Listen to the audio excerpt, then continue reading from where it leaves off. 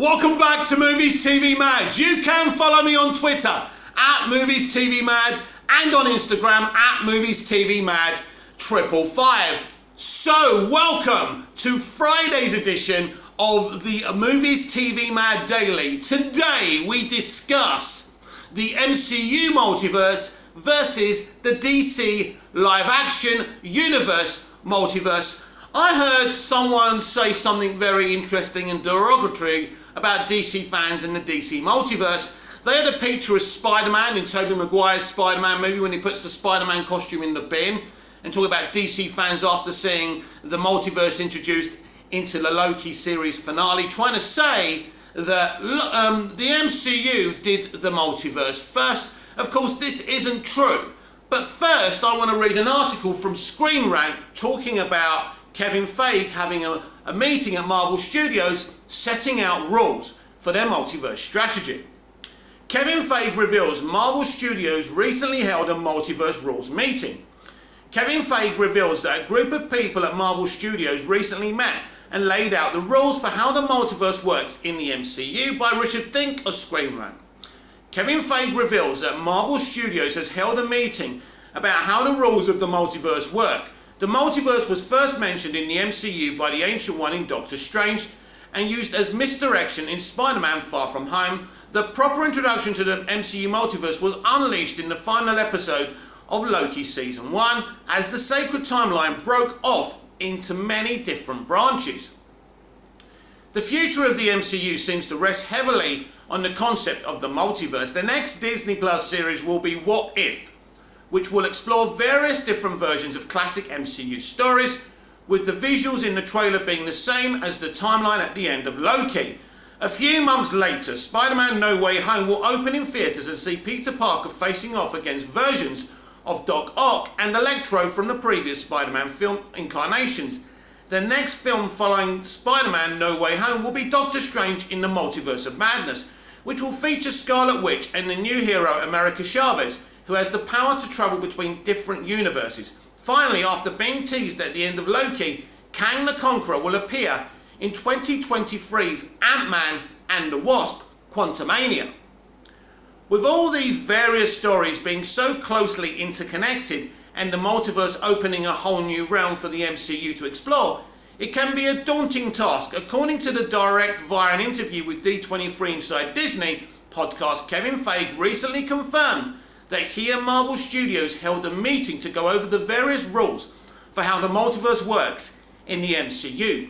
Feige didn't elaborate on which individuals were part of the meeting, but it is safe to assume that co-president Luis D'Esposito, their head of production Vittorio Alonso, were there. Read what Feige said below. The multiverse is coming up in a big way. There is interconnectivity there that people have already started to see and suss out, and I had a meeting this morning with the whole broad Marvel Studios team going through the multiverse and the rules of the multiverse and exactly how to really deliver on the excitement surrounding the multiverse. It is safe to assume that the various writers on the project, including A.C. Bradley, What If, Michael Waldron, Loki, Doctor Strange in the Multiverse of Madness, Jeff Loveness, Ant-Man and the Wasp: Quantumania, Chris McKenna, and Eric Summers' Spider-Man No Way Home, were in attendance. Aside from Bradley, the various writers on the multiverse projects also share connection, as they have all worked on projects by Dan Harmon, as both Loveness and Waldron worked as writers on Rick and Morty, while McKenna and Summers were writers on Community. Both Community and Rick and Morty play heavily on concepts like the multiverse, so it makes sense that Feige would entrust these individuals with introducing the concept to the MCU. You see, Rick and Morty do comedy very well, but they also do kind of multiverses and things like that. Here's my issue with bringing these guys on. You can understand why. They can do comedy, which the MCU like, and they could do the sci-fi thing. That's good in practice, but I mean, they're only lightly doing the sci-fi thing. I'm not saying they don't do it well, but this is literally a sitcom, an animated sitcom. So are you trusting the right people to do this? We will soon find out. The multiverse is going to be a major factor in many superhero-based projects moving forward. Sony Pictures already got to the big screen, first with Spider-Man Into the Spider-Verse. Let's say this again. Sony Pictures already got to the big screen, first with Spider-Man Into the Spider-Verse, and the sequel set to open in theatres in 2022. Let's get this right, and we'll discuss this in a minute. Yes, they did it. They were the first to do it in the Marvel Universe. Let's get that right. The multiverse has been a long-established piece of DC Comics mythology, and the television series of Arrowverse already played with the concept. Exactly. Well, the upcoming Flash film will unite various DC heroes from across the multiverse. DC's taking each film as its own individual piece, right? That is not right. That is not right at all. We're going to get into this a bit later on. What I'm going to say is, right now, since Justice League, films have been standalone, more than continuing, even though in Aquaman they mentioned Steppenwolf, in Shazam there was lots of Easter eggs to BVS and MOS, but they were individual movies mostly. They were doing that because they were in a bit of trouble because of Justice League. But from Flash movie onwards, everything will be interconnected. There will be some movies that are standalone, but mostly the Justice League universe will really be involved with the multiverse and interconnectivity, so they're wrong. The upcoming Flash film will unite various DC heroes from across the multiverse. DC is taking each film as its own individual piece, while Marvel is more hands-on with outlining how everything will work across various films. As I said, DC will be connected as well. With the Infinity Saga over, it appears Feige is outlining the next chapter in the MCU to involve the multiverse, which will have major ramifications across the various Marvel Studios films and series. The only reason Feige and the MCU are doing the multiverse, is because DC decided to do the multiverse. The only reason they did Civil War the way they did it and totally ripped off BVS is because Snyder and DC were doing BVS, and Feige admitted they were very concerned when they heard DC were doing BVS. So Marvel did their own version of BVS. Let's be absolutely clear about this. Now, as I've already explained, Arrowverse, via the Flash, first ventured into the multiverse, but the multiverse goes beyond that with DC live action. We went from George Reeves' Adventures of Superman to Batman 66 to the Christopher Reeve universe of Superman, which includes Brandon Routh and Superman Returns, and the Superman that we saw in Crisis on Infinite Earths. And I actually rewatched the first 2 episodes of Crisis yesterday. That includes so many different iterations: the Snyderverse, the DCEU, Lucifer. You know, there's so many different multiverses that have been, shown to us via DC live action. And as that article said, it was DC who invented the concept of the multiverse for fiction. Now, scientists have been theorizing about the multiverse for eons, basically, and we know that. But that's not what we're not here to say, that DC invented the actual concept of the multiverse, but they did in terms of fiction. But Marvel fans and DC haters and the liars and the propaganda artists from the Snyderverse community will try and tell you that. This is not true, because in the early seasons of Flash, Barry Allen went into the multiverse, and when they first introduced the multiverse in Flash Season 2, I thought they were just going to string us along like Loki did, but they didn't. They actually went to another Earth, and we got to know characters from another Earth. We've met so many different Harrison Wells from different Earths, different characters. They really explored the multiverse, even doing their own Flashpoint. I don't think it's a great version of Flashpoint, but they did it anyway. So DC got there first, both in comics and live action.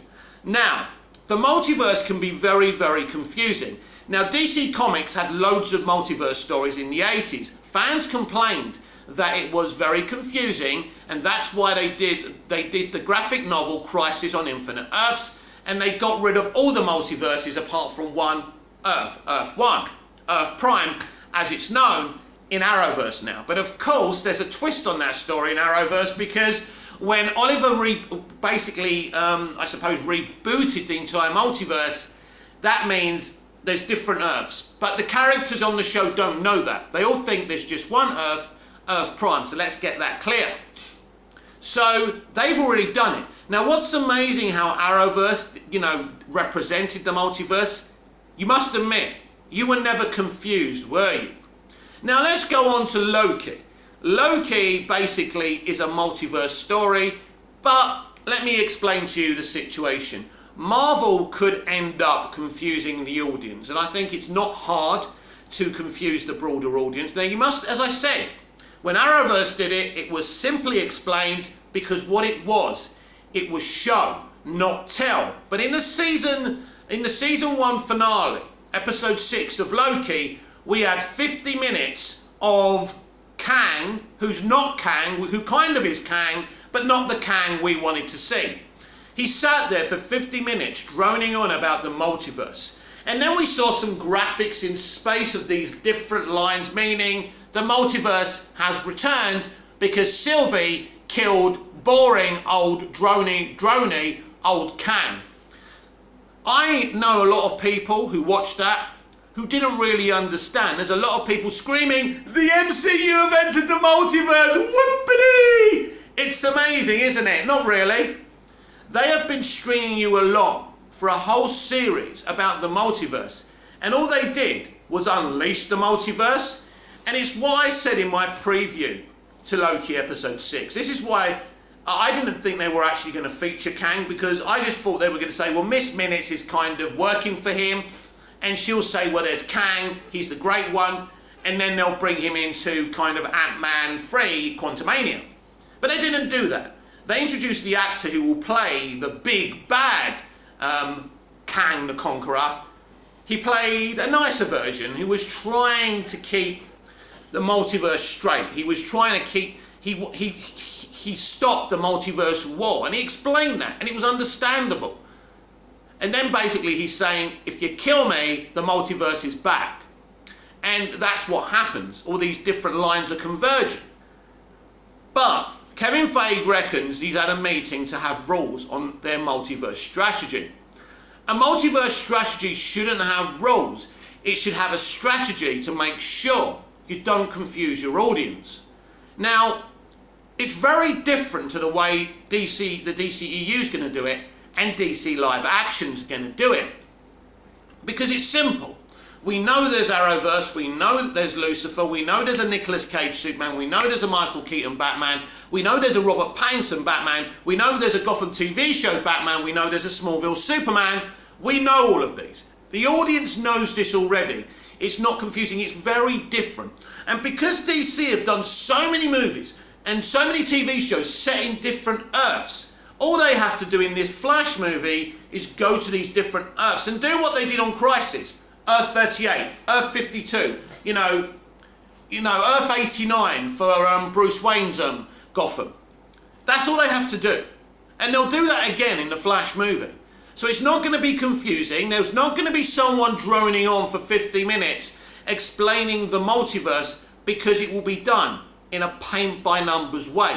Because when you're explaining something that actually isn't that confusing to the geek who watches everything and injects everything into his or her veins, you can do it by showing and not telling. The big mistake the MCU have done, and it's funny that their audiences and their fans and their stands are boasting and saying they did it before DC, which is not true. They're trying to say they did it before the DCEU. Yes, you did. You did it before the DCEU, just about. Because things have been delayed and films are on different schedules now. But it doesn't really matter, because the DCEU came up with the idea first. They've just been taking their time and not rushing it. So Flash hasn't been rushed.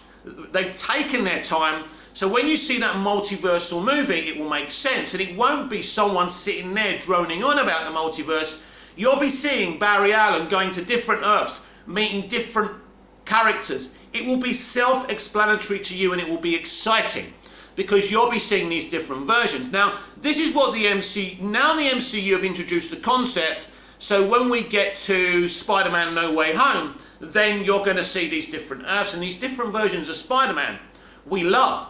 Here's the problem. Because the MCU can do this. They can do this with Hugh Jackman's Wolverine. They can do it with all Bryan Singer's X-Men. They can introduce these characters and not develop new ones. They can bring them via their multiverse strategy.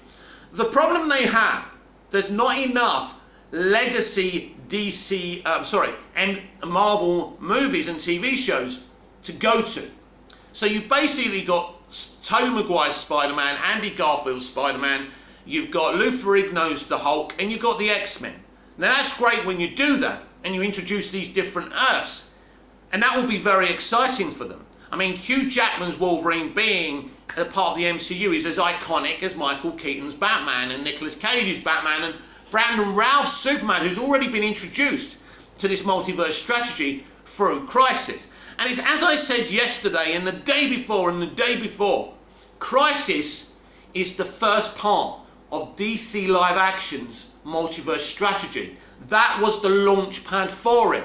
So we did in fact get there before them. That's the thing. So every time you hear them say, oh, DC fans and stans must be really upset that Marvel got there first. No, because you didn't. In fact, the only reason you're doing a multiverse is because we're doing a multiverse. Now, I don't care. This is all very childish. And this sounds childish, they started it. Which is childish, actually, isn't it? But here's the thing. To the MCU stans out there who keep on trying to, tug our strings, you don't know what's coming. As I explained yesterday, you don't know what's happening. Walter Hamada has been planning this multiverse strategy since 2018. First calling it the Worlds of DC. It didn't stick. So will it still be called the dceu? Maybe, or maybe it'll be called something else. We'll have to wait and see. Doesn't matter what it's called. What they're doing via how they first started doing this via Crisis is they've introduced the concept of the multiverse before the MCU, but if you look at Crisis, it's done in a very simplistic way via characters we already know. Because even Arrowverse has different characters in different Earths already. Arrowverse has been doing the multiverse since season 2 of The Flash. The concept has been introduced to DC fans. And people comparing the CW DC shows to the Disney Plus Marvel shows and the Marvel Netflix shows are being unfair. Because literally the DC TV shows on the CW have a very low budget. But the Netflix, Daredevil and all of them and the MCU Disney Plus shows have got movie budgets. That's the big difference. So I think Arrowverse has done a very, very good job considering the budget and the money and the kind of people they can afford to bring in. Let's be fair to them. And they have introduced the multiverse. So Greg Berlanti and Walter Hamada have been working together with this multiverse strategy since 2018, since Walter Hamada came in, and they've perfected it and they've got their own rules. But really, the DC multiverse strategy doesn't need any rules because it's so simple. That's what I'm saying to you. If you over-egg the pudding and have meetings about rules and talk about timelines converging, some people don't even know what the word converging means. You are going to lose some people with disinterest and confusion. This is what I'm saying to you. The way they did it in Crisis, the way they've done it in Arrowverse, and Arrowverse is going to be part of the whole DC live action universe from Flashpoint onwards. It started from Crisis, when Grant Gustin's Flash and Ezra Miller's Flash met up. So it's already been launched. We got there before the MCU. Fact. We are ready to launch this thing at the end of 2022. Meanwhile, we've got some very exciting movies to come. James Gunn's The Suicide Squad, Matt Reeves' The Batman, etc, etc, etc. So there's so much to look forward to. And then, that's the precursor to our multiverse strategy launching with the Flash movie at the end of 2022.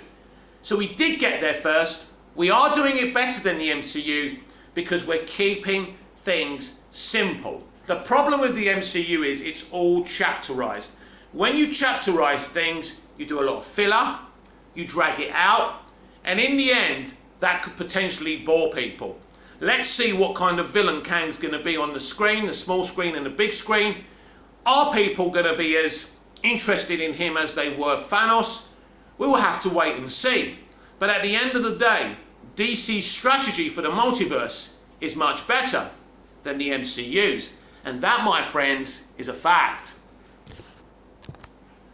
It's so funny, some of the propaganda against Warner Brothers. So first of all, let's look at Andrew Dice, who I think he still works for Screen Rant. So he quote tweets something, and let me tell you what he quote tweets. I'm just going to show you an example about the propaganda against Warner Brothers with these Snyder fans and the media. LA Confidential writer, Warner Brothers rejected 1970 sequel with Crowe, Pierce and Chadwick Boseman. So what? So what? Is that supposed to be your smoking gun? If they accepted the sequel, you would have said that they're just sucking up money for a sequel from a classic movie. I don't see what the issue is here. But one person says this, very intelligent response. Just F off, Warner Brothers, you are killing cinema. Wow, because they turned down a fucking sequel. They obviously didn't want to make a sequel to LA Confidential. They liked that it was a classic and they didn't want to do another one. It's not a smoking gun. You don't get to destroy a studio over this propaganda. It's so funny. Andrew Dice says this, there is literally no limit to this. I just find it hilarious, really hilarious. Some of this propaganda that we see against Warner Brothers just because, and as I say, because they stopped Snyder from making more. Snyderverse, as I say, just before the Flash movie, Warner Brothers will come out with their side of the story, and a lot of you are not going to like what you hear, but I can tell you it's 100% true, because as much as I love Snyder's DCEU, there's two sides to every story, and thus far we've seen Snyder play the victim, but that isn't the true tale of the whole saga, as you're about to find out. The Suicide Squad's King Shark had 3 voice actors before Sylvester Stallone. James Gunn says the Suicide Squad tried 3 different voice actors for lovable galoot King Shark before settling on Sylvester Stallone by Dan Zinitsky. Of course, Sly and James Gunn are very good friends, and he did work with him on Guardians 2 as well. I love Sly Stallone. Listen to me. Sly Stallone is my hero. He's iconic. He's a legend. He inspired me with the Rocky franchise. I think the Rocky movie franchise is the best cinematic franchise. Yes, it's superior to the MCU, for sure. Maybe it didn't make the money, and you know, it hasn't had the longevity. Well, it has had the longevity, but it hasn't made the money the MCU has. But it's not about box office, it's about quality. Rocky is a Cinderella story. We start at the beginning and we end at the beginning. It's fantastic and superior to the MCU. So I'm really happy that my hero Sylvester Stallone is now part of my favourite franchise, the DCEU. So James Gunn says the Suicide Squad tried 3 different voice actors for lovable galoot King Shark before settling on Sylvester Stallone. James Gunn reveals that the Suicide Squad's King Shark had 3 voice actors before Sylvester Stallone. The DC Comics version of Nanu, a humanoid shark descended from a god, never was part of the Suicide Squad, but was an adversary for Aquaman. Interesting. On TV, he shows up on The Flash and the animated Harley Quinn.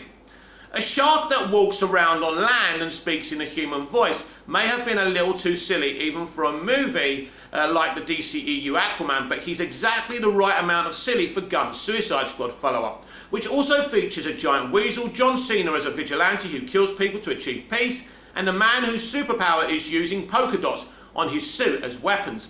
Steve Agee did the motion capture work required to bring King Shark to life as a CGI character, while Stallone did the honours behind the microphone, providing the cinematic Nanu with his voice. Creating motion capture characters is of course just part of the process of making movies these days, and it's something Gunn himself is quite familiar with after 2 Guardians of the Galaxy movies, but it turns out King Shark has still quite challenging to bring to life. For a variety of reasons, speaking to Cinema Blend, writer-director Gunn talked about the many ways creating King Shark challenged him, and spoke in particular about finding the right actor to voice the character. Gunn says he actually wrote the part for Stallone himself, but initially didn't cast Stallone, instead going through various other performers before winding up back where he started, Gunn explained. Where he had one voice actor come in and do the whole movie, it didn't work. He had another voice actor come in and do the whole movie. He didn't come to life. We had an actor, a really, really famous actor who was also a friend of mine, come in and do the voice, and that didn't work. And then I was like, guys, I don't know what to do. I think I have to go to Sly, and I called him up. Sly, he said he would, let's say that again, he had to go to Sly. And I called up Sly. He said he would love to do it. He came in and right away that character just sort of came to life. Stallone obviously worked for Gunn previously on Guardians of the Galaxy Volume 2, so they already had a relationship. It's interesting, of course, to hear about Gunn's difficulty realising King Shark, as he's done CGI characters before, notably Rocket Raccoon and Groot to great effect, but Gunn says King Shark was just a different animal than his previous CGI creations. He explained, "We started developing him very early on, and he was a much harder character to develop than Groot or Rocket, because a shark is innately not a character that walks around. He's not a mammal, so he probably doesn't have a six-pack laughs. And so developing him from the very beginning as this sort of lovable but incredibly dangerous galoot was very, very difficult." Gunn says there's a certain magical realism to the Suicide Squad that allows the movie to get away with having a character who is literally a walking, talking shark in the world of the movie. As Gunn explains it, people are used to seeing insane things like flying people, but they still are thrown by the sight of someone like King Shark. Indeed, Gunn has previously proven himself adept at blending human and non-human characters in his movies, giving each distinctive personalities. In fact, characters like Rocket Raccoon and Groot are no less human than the humans in Guardians of the Galaxy. There's no reason to think Gunn can't perform the same magic with King Shark in Suicide Squad. And of course it helps having the iconic Stallone giving the character the right lovable but incredibly dangerous galoot quality. That description could indeed also fit Stallone's most memorable non-CGI character, Rocky Balboa. Well, Rocky Balboa wasn't dangerous, he was a boxer. I suppose he could damage you in the ring. No. Have you seen Rocky? Have you seen Rocky? Anyway, I don't get that comparison, but that's modern day movie fans and media and journalism. Unfortunately, yes, Sly Stallone is a legend. He was the right guy to do this, and I'm excited that he's now involved with the DC live action universe. And finally today, the Suicide Squad BTS video goes in depth with the film's characters. James Gunn's The Suicide Squad releases a new behind the scenes video that goes in depth with the film's eccentric roster of characters by Josh Planisi of Screen Rant. James Gunn's The Suicide Squad shares a behind the scenes video that goes in depth with the film's characters. Best known for his memorable take on Marvel Studios' Guardians of the Galaxy, writer-director Gunn's latest film is set to introduce more DC characters than any movie before it, as a sequel reboot to... Stop! It's got 4 of the same fucking characters. It's a sequel. End of story. I know someone was talking about this, and is it Daniela Merchia was saying it's not a sequel, it's not a reboot. Well done. Well, you know what, Daniela, I love you, and I can't wait to see your full performance in the movie. But it is a sequel because you've got 4 characters from the first movie. You don't continue anything from the first movie, but they're there. It's a sequel. Writer-director Gunn's latest film is set to introduce more DC characters than any other movie before it, as a sequel reboot to David Ayer's Suicide Squad 2016. The Suicide Squad brings back characters from the first film, thus making it a sequel, including Margot Robbie's Harley Quinn and Jay Courtney's Captain Boomerang. However, Task Force X's roster has expanded with villains and anti-heroes with the likes of John Cena's Peacemaker, Joel Kinnaman's Rick Flag, and Elba's Robert Dubois, aka Bloodsport. Following Gunn's brief firing by Disney, WB hired him to breathe new life into a DC property of his choosing. Recognising the potential of the Suicide Squad, Gunn approached DC's vast rogues gallery with complete creative control, something the studio isn't exactly known for. Oh my God! Really? Really? The studio's not known for giving someone creative freedom just because Snyder didn't get the same freedom. And by the way, Snyder got a lot of freedom, but Snyder wanted 200% freedom, and no huge studio releasing cinematic movies is going to allow you to do that. But you keep up with the propaganda. Exactly known for, to include whatever oddballs he deemed necessary, from Weasel to Polka Dot Man to King Shark and TDK. In anticipation of the film's simultaneous August release on HBO Max and in theatres, promotional material is ramping up. The latest behind the scenes video showcases the Suicide Squad's quirky ensemble.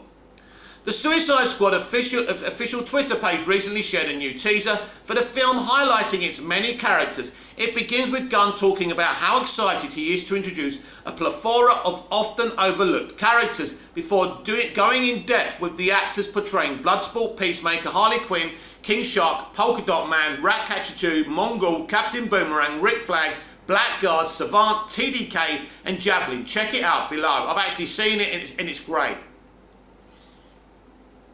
The BTS video also reveals two other DC villains briefly shown as prisoners. Inside Belle Reve, one appears to be a version of the Flash villain Double Down, and the other is the Batman baddie Calendar Man. Now this is interesting because he's been played by Sean Gunn, James's brother. Now what's interesting about this is that Sean's got a lot of work on this film because he's playing Weasel as well. So that's very, very interesting. So he's kind of double performing in this movie. So I was surprised about that, but he looks awesome as Calendar Man. I didn't actually see this in the test screening, but I'm very excited to see what kind of character this is. It could be a cameo, of course. But yes, very interested. So Sean Gunn marking the latter's first live action appearance. Their appearance in the teaser are just another example of how Gunn dove deep into DC love. When assembling his cast, not much is known about the Suicide Squad's plot, aside from Amanda Waller, Viola Davis dispatching Task Force X on a mission to the fictional island of Corto Maltese. The film is mostly being marketed for its tone and characters. Like Guardians of the Galaxy, the Suicide Squad will live or die by the dynamic between its characters, literally. Gunn has promised a high body count for his R-rated action flick, which is facilitated by the sheer number of misfits. He has compiled an outlandish antagonist in Starro, the Conqueror. The chemistry between Rick Flag and Harley Quinn and the contrast between Bloodsport's stoicism and Peacemaker's ridiculousness have already been teased, but the larger team dynamic remains a mystery. While the first Suicide Squad had a decent dynamic, it was criticised for its lack of risk-taking. Listen, I like the Suicide Squad theatrical trailer. Love to see David's full vision, of course. I don't think it's a bad movie, and I think it did take a lot of risk, by the way, and that's why the movie was so divisive for critics, because it did take fucking gambles, including the Joker. Now, they didn't show a lot of the stuff that Joker did, Jared did as the Joker. Now, one of the editors claims the rest of it you just couldn't put in the film, which is interesting. Jared Leto, by the way, has said he's willing to do some more reshoots for David's Suicide Squad if Warner Brothers green light the cut, which would be awesome. Jared's a great guy, isn't he? Something audiences won't have to worry about this time. Early reactions to the film promise an insane, profane and unpredictable ride filled with characters who are loved and hated, or probably a bit of both. So, apart from the anti-agenda and all of that nonsense, a pretty good article. You mean James Gunn, a director, loves DC, and he's going to introduce us to loads of different DC characters, great B, C, D, Z characters. Something many DC fans have been asking for years, saying, why is it always Superman, my hero by the way, Batman and Wonder Woman? Why is it never the characters that we like, Plastic Man and other characters like this? Well, you're getting Blue Beetle and you're getting a multitude of lower graded DC characters.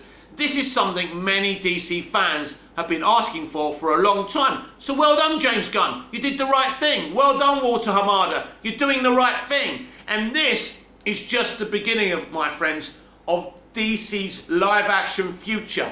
It is so exciting. Just go and watch Crisis, because that's the beginning of all of this.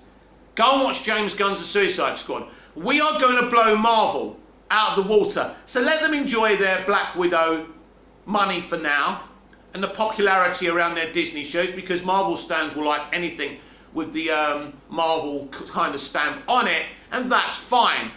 But DC live action is coming for you, Mr. Feig. You better believe it.